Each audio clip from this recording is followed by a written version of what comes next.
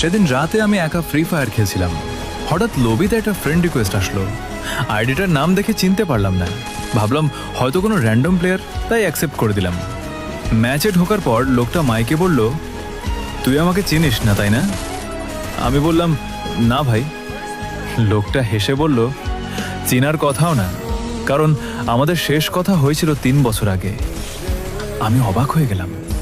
তারপর সে আমার পুরনো নিকনেম বলল, যেটা আমি অনেক আগেই বদলে ফেলেছিলাম। এবার একটু ভয় লাগছিল। আমি জিজ্ঞেস করলাম, আপনি আসলে কে? লোকটা বলল, একসময় আমরা প্রতিদিন একসাথে খেলতাম, কিন্তু একদিন তুই হঠাৎ গেম ছেড়ে দিয়েছিলি, তারপর আর দেখা হয়নি। ধীরে ধীরে আমার মনে পড়তে শুরু করলো। সে ছিল আমার পুরনো স্কোয়াডের একজন, যার সাথে শত শত ম্যাচ খেলেছিলাম, কিন্তু সময়ের সাথে আমরা একে অপরকে ভুলে গিয়েছিলাম। ম্যাচ চলাকালীন আমরা পুরনো দিনের গল্প করতে লাগলাম। কোথায় ল্যান্ড করতাম, কিভাবে বুয়া পেতাম, আর কিভাবে রাত জেগে খেলতাম।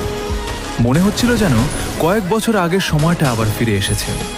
কিন্তু ম্যাচ শেষ হওয়ার আগে লোকটা হঠাৎ বলল, আজ আমার শেষ দিন। আমি অবাক হয়ে জিজ্ঞেস করলাম, মানে? সে বলল, কাল থেকে আমার আর সময় হবে না, তাই ভাবলাম চলে যাওয়ার আগে পুরনো বন্ধুদের একবার খুঁজে দেখি। ম্যাচ শেষ হলো। আমি তাকে ফ্রেন্ড রিকোয়েস্ট পাঠাতে গেলাম, তখন দেখলাম সে আগেই আমার ফ্রেন্ড লিস্টে ছিল। শুধু 3 বছর ধরে অফলাইনে পড়েছিল বলে আমি তাকে চিনতেই পারিনি। আর সেদিন বুঝেছিলাম, কখনো কখনো মানুষ হারিয়ে যায় না, আমরা শুধু তাদের খোঁজ নেওয়া বন্ধ করে দিই।